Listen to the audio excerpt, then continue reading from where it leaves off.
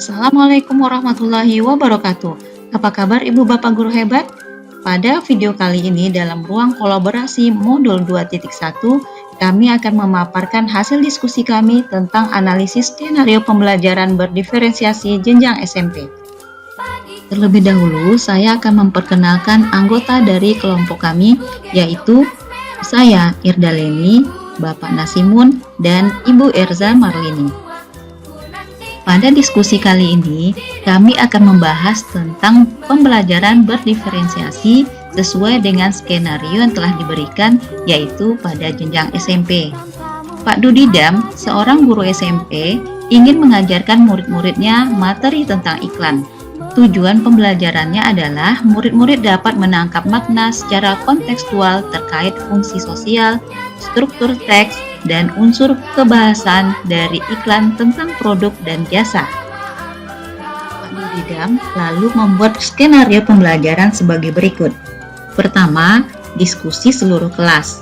Di awal pembelajaran, Pak Dudidam melakukan diskusi untuk memperkenalkan murid pada topik tentang iklan dengan menggunakan beberapa pertanyaan pemandu seperti apa yang membedakan antara iklan dengan bentuk tulisan lain, iklan apa yang benar-benar menarik untuk kalian, apakah dibutuhkan biaya untuk membuat sebuah iklan, jenis pekerjaan apa yang tersedia dalam periklanan. Yang kedua, kerja individu atau pasangan atau kelompok kecil. Setelah itu, Pak Dudidam meminta murid melakukan kegiatan tulis berbagi dengan pasangan, berbagi dengan pasangan lain. Secara individu, murid akan diminta menulis 3 hingga 5 iklan yang menarik bagi mereka. Mereka lalu berbagi apa yang dituliskan dengan satu teman lain secara berpasangan. Saat berbagi, mereka boleh menambah pendapat. Setiap pasangan kemudian berbagi dengan pasangan lain. Setelah itu, Pak Dudidam melakukan diskusi dengan seluruh kelas. Ia akan menggunakan daftar iklan yang ditulis oleh masing-masing kelompok sebagai contoh, kemudian membahasnya dengan menekankan pada target audiens sasaran, pesan utama, mengapa beberapa iklan lebih efektif daripada yang lain. Pak Dudidam lalu memperjelas konsep dan istilah periklanan sesuai kebutuhan. Skenario yang ketiga yaitu kerja kelompok kecil. Murid akan diminta untuk membentuk kelompok yang terdiri dari 4-5 orang untuk mendiskusikan kelebihan dan kekurangan berbagai jenis iklan. Setiap kelompok akan diberikan selembar kertas dan bekerja di meja mereka. Setiap lembar kertas grafik memiliki t-shirt untuk menuliskan kelebihan dan kekurangan untuk jenis iklan tertentu, misalnya radio, televisi, internet, cetak, billboard. Setiap kelompok akan melakukan brainstorming dan mencatat 2 kelebihan dan 2 kekurangan dari jenis iklan tertentu.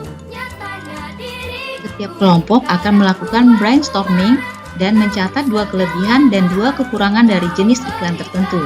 Dengan menggunakan isyarat yang diberikan guru, setiap kelompok kemudian pindah ke meja kelompok lainnya. Mereka membaca masukan yang telah ditulis sebelumnya dan menambahkan 2 kelebihan dan kekurangan lagi. Terus berlanjut demikian, sampai setiap kelompok memiliki kesempatan untuk membahas semua jenis iklan. Yang keempat, mengumpulkan kembali murid sebagai satu kelompok besar. Ia lalu memfasilitasi diskusi yang diperlukan untuk memperjelas atau memperluas pemahaman konsep seperti target audiens, kejelasan pesan, dan penggunaan fitur kebahasaan dan desain seperti pemilihan judul, teks, gambar, dan format. Langkah yang kelima, memberikan tugas individu. Ia membedakan penugasannya sesuai dengan kemampuan murid. Tugas yang harus dikerjakan murid adalah membuat iklan yang secara efektif akan mempromosikan produk atau jasa atau acara sesuai dengan yang dijelaskan dalam skenario yang diberikan. Langkah yang keenam yaitu menetapkan skenario tugas yang berjenjang sesuai dengan pengetahuan dan pemahaman konsep murid-muridnya. Perbedaan skenarionya adalah skenario 1 bersifat lebih konkret dan terstruktur dengan petunjuk langkah demi langkah dan mencakup semua informasi yang diperlukan untuk menyelesaikan tugas. Skenario 2 kurang terstruktur dan lebih terbuka dibandingkan skenario 1. Dan skenario 3 bersifat konseptual dan terbuka dan membutuhkan riset. Langkah yang ketujuh, mendorong murid untuk memilih lokasi di kelas yang mendukung cara mereka belajar dengan baik. Misalnya, sendirian di tempat yang tenang, dekat teman untuk memudahkan bertanya jika bingung, di area ruangan lebih ramai bersama murid-murid lain yang memungkinkan mereka untuk saling berbagi ide. Dari skenario pembelajaran berdiferensiasi ini, ada 4 pertanyaan yang akan kami bahas. Yang pertama, dari skenario pembelajaran yang ditelaah, apakah kebutuhan belajar murid yang berusaha dipenuhi oleh guru tersebut? Kebutuhan murid yang berusaha dipenuhi oleh guru tersebut adalah pertama, kesiapan belajar murid, yaitu dengan memberikan beberapa pertanyaan pemandu di awal pembelajaran, memberikan penugasan yang berbeda sesuai dengan kemampuan murid, dan menetapkan skenario tugas yang berjenjang sesuai dengan pengetahuan dan pemahaman konsep murid-muridnya. Yang kedua, profil belajar murid dapat dilihat dari tindakan Pak Dudidam mendorong murid untuk memilih lokasi di kelas yang mendukung cara belajar mereka dengan baik, misalnya sendirian di tempat yang tenang, dekat teman untuk memudahkan bertanya jika bingung, atau di area ruang yang lebih ramai bersama murid-murid lain yang memungkinkan mereka untuk saling berbagi ide. Yang ketiga, aspek minat murid. Dengan memberikan tugas membuat 3-5 iklan yang menarik bagi murid, Pak Dudidam lalu memberikan tugas individu yang membedakan penugasannya sesuai dengan kemampuan murid. Pertanyaan yang kedua, bagaimana cara guru tersebut menentukan kebutuhan belajar muridnya? Cara menentukannya adalah Pak Dudidam menerapkan diskusi dengan memberikan pertanyaan pemandu di awal pembelajaran, menggunakan pengelompokan yang bervariasi untuk mengetahui kemampuan siswa, kemudian diberikan tugas individu yang sesuai dengan tingkat pengetahuan yang telah diidentifikasi saat pengelompokan siswa. Pertanyaan ketiga, bagaimana cara guru tersebut menentukan kebutuhan belajar muridnya? Cara menentukannya adalah, yang pertama, kesiapan belajar ada di poin nomor 1 dan 6, yaitu adanya pertanyaan pemandu di awal pembelajaran dan menyiapkan 3 skenario tugas yang berjenjang sesuai pemahaman konsep murid. Yang kedua, minat murid ada di poin 2 dan 5, yaitu murid diminta menulis iklan yang menarik bagi mereka dan memberikan tugas yang berbeda berdasarkan kemampuan murid. Profil belajar murid ada di poin 7. Pak Dudidam lalu mendorong murid untuk memilih lokasi di kelas yang mendukung cara mereka belajar. Pertanyaan yang ketiga, yaitu strategi pembelajaran berdiferensiasi apa yang digunakan?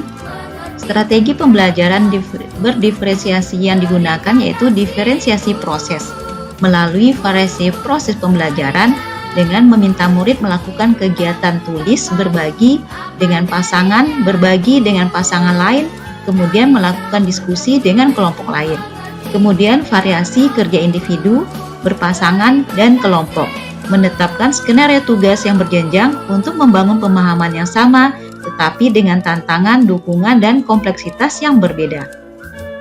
Kemudian diferensiasi produk dengan memberikan tugas individu dengan membedakan penugasannya sesuai dengan kemampuan murid pada poin 5 dan 6, dan membuat iklan secara efektif akan mempromosikan produk atau jasa atau acara sesuai dengan yang dijelaskan dalam skenario yang diberikan.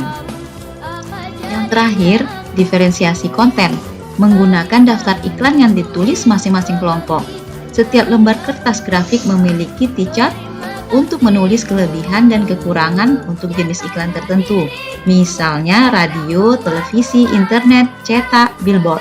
Setiap kelompok akan melakukan brainstorming atau curah pendapat dan mencatat 2 kelebihan dan 2 kekurangan dari jenis iklan tertentu. Dan pertanyaan yang keempat, yaitu bagaimana guru tersebut melakukan penilaian? Pak Dudidam melakukan penilaian dengan menggunakan 2 perspektif. Yang pertama, assessment for learning, penilaian proses belajar yang melibatkan murid secara langsung. Pak Dudidam mengamati murid selama pembelajaran. Pak Dudidam menanya murid pada poin 1. Pak Dudidam memberi kesempatan berdiskusi dalam kelompok besar dan berpasangan pada poin 2, 3, dan 4. Yang kedua, assessment of learning.